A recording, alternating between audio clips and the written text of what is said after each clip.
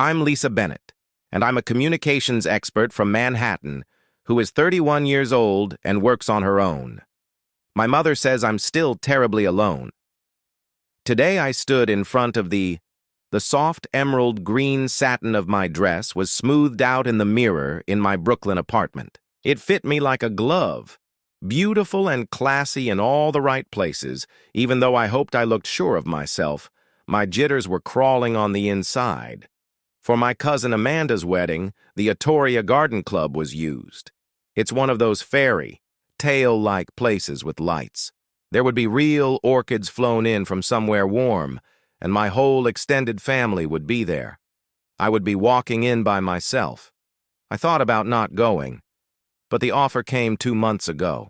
Officially, Lisa Bennett, and guessed like a light slap in the face as God knew I had just ended a 6-year romance that should have ended after 2 years. But I wasn't ready to let go. I wasn't going to let them see how broken I was. As soon as I walked in, the mood dropped. Aunt Margie, who was drinking a mimosa with too much pulp, hit Uncle Ray in the face. When I was by myself, I heard her say, not even trying to whisper, "Poor Lisa, such a shame on you. You're 31 and not even dating." I didn't move. I've trained myself to handle it. I told myself not to, but that old sting came back from across the room. I could hear my mom sigh before I even saw her. She was standing there with her usual white wine and a sad face. "She'll never find someone," she told no one. Everyone said, "She works too much. Men don't like women like that." I smiled and nodded at some people and went to the bar. The waiter didn't even ask. He just gave me a Prosecco like he'd seen it before. 12 times. The safety glass for single women. You know that moment when you think about your whole life and ask, how did I get here? That was me sitting on the edge of a cream-colored bar stool drinking expensive bubbles and watching Amanda. Aunt Susan died, leaving the cousin whose biggest success was marrying rich to bask in the glow of everyone's praise. Behind me and tapped me on the shoulder. "Still no +1? Well, Lisa knows some. There are times when people aren't meant to find love, but you've always had your job." I turned away. Holding the stem of the glass was so tight that it could have broken. I didn't always feel this way. I used to believe in a future with a partner in love. But my ex-boyfriend Daniel taught me how to. I had been foolish for 6 years and had stood by him through work. After a year of loss, sadness, job changes, and not being able to decide what he wanted, I finally found him. Getting a dream client and professional attention, he couldn't handle it.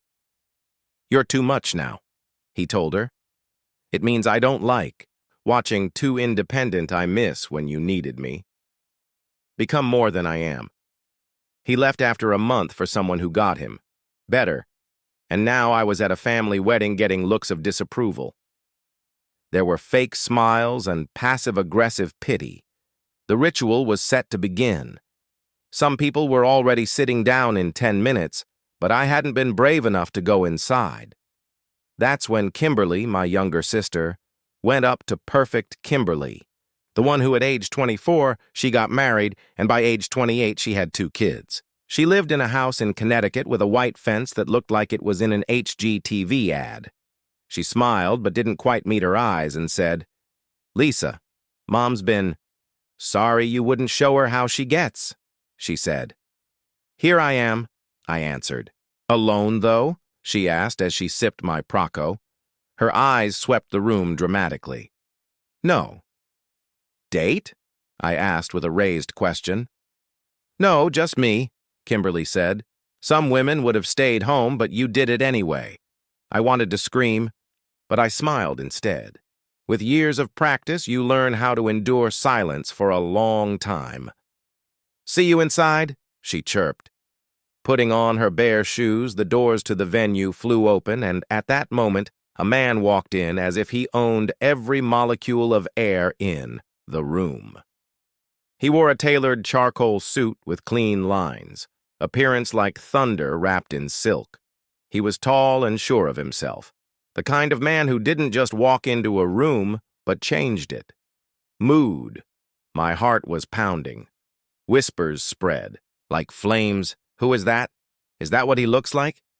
Then he walked straight toward me. I blink, and before I could figure out what was going on, he takes my hand, leans in gently, and says loud enough. He smiled like he knew it, and half the room heard him say, "Let's not keep them waiting, sweetheart." He was very good at what he was doing. My breath stopped for a second. My hand felt warm, sure, and steady in mine. My first thought was to pull. I looked away, but something about his face, a mix of quiet comfort and clear intent, made me stay. Pause. "Let's not keep them waiting, honey." He said it again. "Enjoy this. Time to myself." I opened my mouth to speak, but nothing came out. I had to do nothing but follow him as he led me away from the bar, across the shiny wood floor, and straight into the middle of the wedding setting. The room was mostly quiet as guests moved around. Chairs turned, and low-level whispers could be heard. Out of the corner of my eye, I saw my mom's wine glass tip over in the air. Kimberly's jaw dropped in shock. Amanda was physically dropped and stood near the arch, still glowing like a bride-to-be. We stopped just inside the main aisle, blinking in surprise. He then turned to face me, as if this were totally normal, as if we were just stylishly late to a wedding we were supposed to go to together. I finally found my voice. "Who are you?" he asked, talking just below the level of the whispers around us. "Play along, I'll tell you everything in a minute, I promise." I looked into his eyes, square jaw, gray eyes that look right through you, and no sign of hesitation. He seemed like he had never made a bad choice in his life, and I still don't know why I nodded. He led me to the second row, where a few places were marked as reserved. The usher didn't even ask about it. The man politely nodded, and we walked away. There was still a lot of silence in the air, and then almost right away the music started up again for Amanda's entry, because of course it came from the quartet, and the service went on. I barely heard the words that were said at the altar, because my heart was beating fast and my mind was rushing. I turned a little toward him, saying through clenched teeth, "Are you some kind of wedding crasher?" A smile tugged at the side of his mouth. "Technically, no. I wasn't invited. I just didn't show up." RSVP. "I don't know you," he said. "But I do know you, Lisa. I stopped when I saw you, as soon as I walked in. You gave a major speech at the New York Brand Strategy Summit in October. You nailed it when it came to crisis communication, and I blinked. Shocked. You were in the front row of that meeting, of course. In the past 2 years, the thing I was most proud of was speaking in front of 500 people. I remembered a man in the front row. I thought he looked a little familiar, but at the time I just put it down to nerves. And you just chose to, are you going to go to a wedding and act like you're my date?" I asked. He leaned in again. "The way your sister talked about you in the bar made me mad. I don't like mean people, so I thought you might need someone on your side today." Before I could answer, the officer said, "You may now." "Kiss the bride," they said, and the room cheered. I clapped numbly, still trying to process what had just happened in my mind. This stranger, a pretty, well-dressed stranger, walked into a social fight and chose a side. Mine. When the service was over and everyone started leaving for the reception hall, I said in a whisper, "Okay, I'm going to need, who are you really?" he asked as he stood up and extended his arm. Sebastian. Cole." The name hit me like a freight train. "Are you Sebastian Cole?" "It depends who you ask," he said, with a wink. I almost fell down. Sebastian Cole is a tech developer who made a lot of money and started Cole Innovations. Sebastian is often on Forbes' list of under 40s to watch. Cole, I seem to remember seeing his picture on a newspaper cover while I was at a newsstand. The headline of the story said something about how smart, mysterious, and private he was. "And were you at my cousin's wedding?" he asked with a smile. Amanda's fiancé works for one of my employees. We had lunch last month, and he told me about the wedding. When I heard where it was, I thought I might stop by. Stop by and say hello. Why didn't you tell anyone you were coming? I was going to leave because I don't like being watched or having a lot of work to do. Before I saw you. We were now at the edge of the ballroom. The doors to the reception room was wide open, showing candlelit tables, a champagne tower, and guests gathered in strange groups. Sebastian looked down at me and said, "You can leave now if you want to." No need to act like this is happening. I paused. The voices of judgment were still playing in my head. My mother's sigh stuck out. Aunt Margie's talk, or I could walk in with Kimberly's smirk, Sebastian Cole. "Let's not keep them waiting," I said quietly, repeating what he had said before. With a bigger smile, we walked into the hall together, arms crossed, under the everyone. Who had ever given up on me looked at me with shock. As soon as we walked into the hall, you could feel the air. Not in a movie-like way with gasps and dramatic music, but in a real way when someone stops talking in the middle of a sentence and tries to act like they're not talking about you. The ladies for Amanda, my family, and even the people who work at the buffet, Sebastian didn't move. He took charge of the situation like it was any other business meeting. He was calm, collected, and fully present.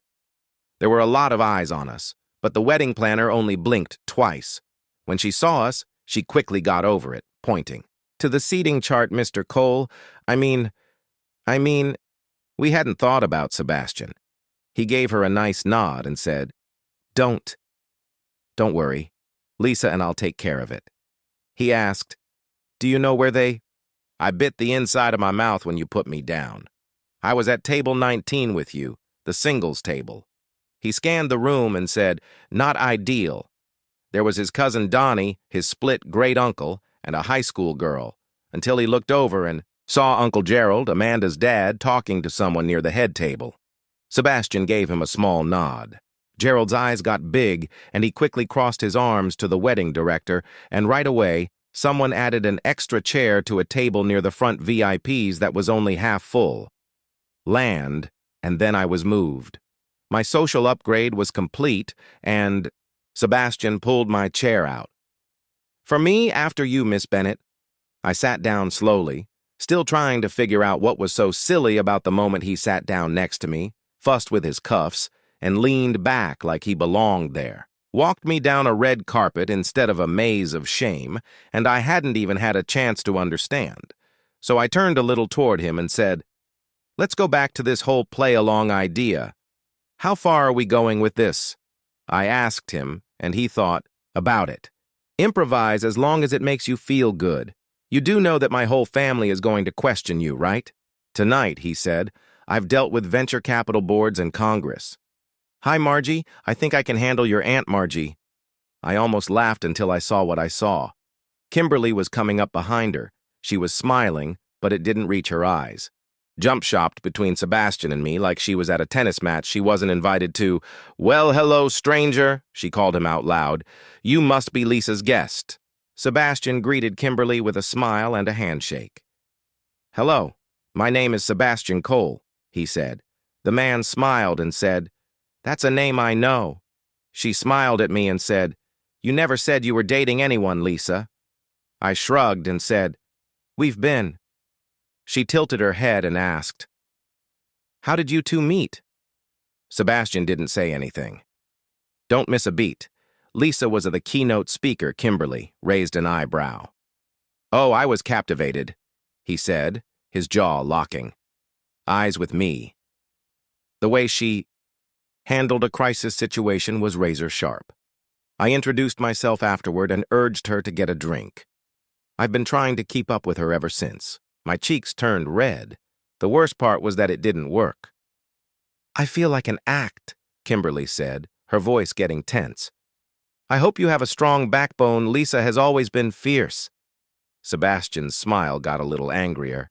"I kind of like intense people. It means they know what they want." I almost wanted to give him a high five. Kimberly blinked. It was clear she wasn't used to being talked over in everyday chat. "I'm sure we'll talk more." She said this later, then turned on her heel. When she wasn't looking, I slowly let out a breath. "You didn't have to do that." "Defend me." "Make it sound."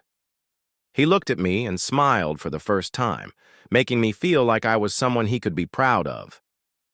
"Lisa, I didn't make anything up. Everything I said was true." The band began to play something.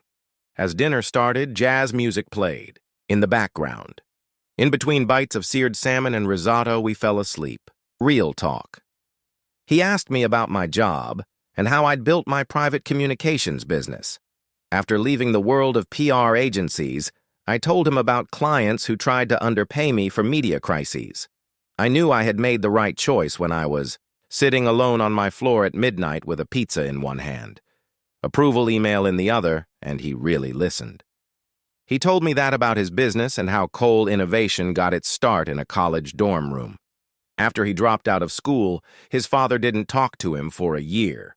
He told him that success came quickly, but peace took a long time. That was it. The man in the suit turned into a real person. Fallible. Sebastian leaned in and said, "By the way, halfway through dinner, you have at least 4 people looking at you as if they just found out you're not invisible." I looked around. Aunt Margie and my mom, who had spent the day with us, were also watching. The last 10 years complaining about my love life was now talking behind her napkin as if I were royalty overnight. "They're shocked," I said quietly. "They're seeing a side of me they didn't expect to see." Sebastian lightly touched my hand. Maybe it's time they met the real version. I wasn't rolling down to fit their comfort for the first time in years. I became more about my own story later that night. After the cake was cut and the first dances were over, the music changed to a slow, moving piece. The lights went out. Golden light filled the room, and couples flocked to the dance floor like moths to warm light. Sebastian stood up and offered his hand. The only reason I didn't say yes right away was because it had been years since I danced with someone who liked me. I still put my hand on his and let him lead me to the floor. I think the band played a Frank Sinatra song, but I barely paid attention to the words. All I could think about was how his hand felt on my waist and how his other hand held. It seemed like the normal thing for him to do. He wasn't flashy or showy. He just moved with quiet ease. Almost right away, we got into a rhythm of slow, easy back and forth. It felt like we had done that before. "You're surprisingly good at this," I told her. He broke the quiet with a laugh. "Required lessons at boarding school. My mom thought every man should know how to dance and how to say sorry in the right way." "Did she teach you how to do the latter?" he said, his smile wavering for the first time all night. "She tried too." After dancing in quiet for a while longer, I asked, "Do you always do this?" He looked down at me and said, "Do what you do to help random women at weddings. They look like they're about to blow up from mental damage." I couldn't help but laugh. He nodded without feeling bad about it. "You walked in with your chin up and your back straight. Take note of the many eyes that are analyzing you. That takes guts and practice," I said. As we moved forward, I felt a twinge in my chest. It was the kind of pain you get when someone can see you more clearly than you want them to. I've spent most of my adult life at this point. I told my family that I'm not broken because I didn't get married by age 28 to show something to them. Because I put my work ahead of my kids, they see me as less important. But no matter how much I succeed, they still see me as poor Lisa Sebastian. Not right away. He kept leading the dance, which gave me time to work through the feelings behind. My then said in a soft voice, "They're wrong. You know everything they've ever said. What they said about you that made you feel small was out of fear, not the truth." I looked up in shock. "You can always tell when people aren't comfortable with someone who knows who they are," he said with a strong tone. Added before I could answer, someone tapped him on the shoulder. I think it was Jason, Amanda's new husband. He moved his weight from one foot to the other and looked tense. Excuse me, Sebastian. Can I speak to you now? We need to borrow you for a second to help us with the venue's payment system because we can't get into the app. Sebastian gave us a sorry look because I always have business emergencies. He kissed my hand, which was a move that anyone else would have been too corny, so I chose to go with Jason. As I left the dance floor, I found I stood face to face with my mother. She had a Chardonnay glass that was almost empty in one hand and a purse in the other. Well, she said slowly, that was quite. She looked at me from head to toe. I blinked and said, Excuse me. She said, Son Cole. Even though I was having dinner with him, I looked him up on Google. Do you really think we'll believe that you're dating one of the most private guys in You've Never Talked About Him in America? That's because I don't talk about my love life. She raised her eyes and said, So he's real? I folded my arms and said, Yes. Mom, he's real. She sighed as if I had let her down by breathing, Just be. Lisa, be careful. Men like that don't settle down with women like you, I thought. She meant women like me when she said, like a slap. I turned away before she could see the tears that were about to fall. I'm done with this conversation. Surface. I went outside to get some fresh air. It was cool outside because it had rained all night. It smelled like fall, and there was a string of white lights above. I was alone for a few lucky minutes, until Kimberly walked up to me with her arms crossed. Well, she said in a light but sharp voice. I didn't say anything other than, Congratulations. He seems very convincing, she went on. You made Aunt Margie believe it, I asked her. Do you ever get I'm sick of the mean comments and constant digs? What do you gain? Kimberly rolled her eyes and said, Please don't play the victim.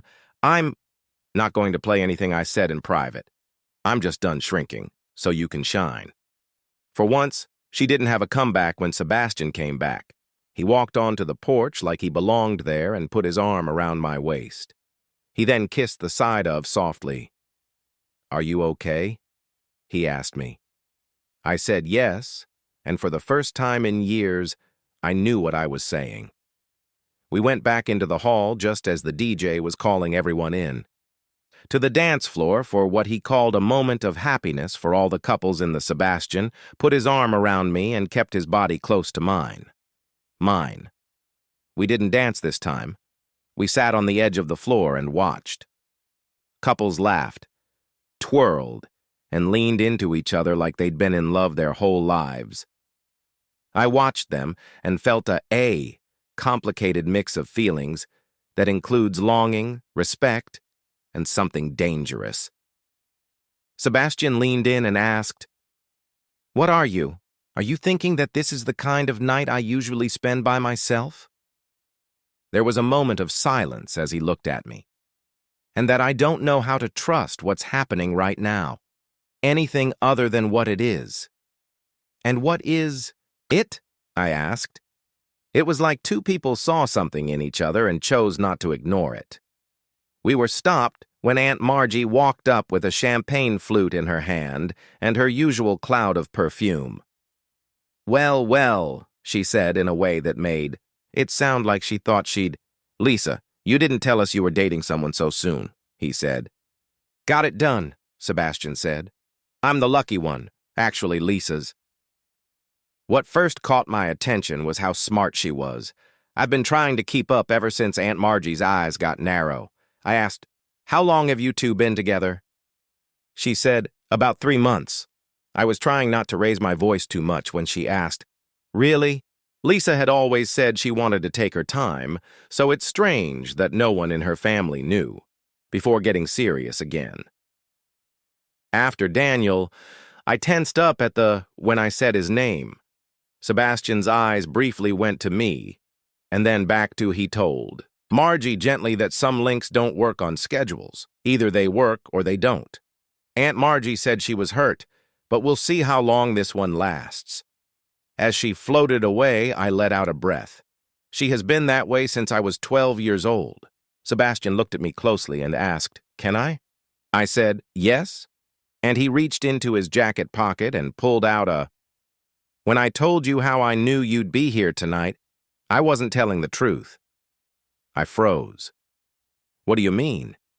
He gave me the paper, and I slowly opened it with shaking hands. I put my name in the guest list that Amanda's wedding used official letterhead for. I didn't just show up by chance, red ink.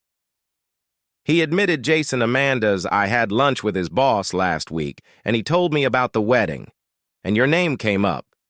He told me you were coming by yourself. So this was some kind of mission? She asked. No, he quickly replied. Not... That's right. When I heard your name, I thought of the meeting. I remembered how sure of yourself and smart you seemed when you talked. I meant to get in touch with you back then, but the time never seemed right.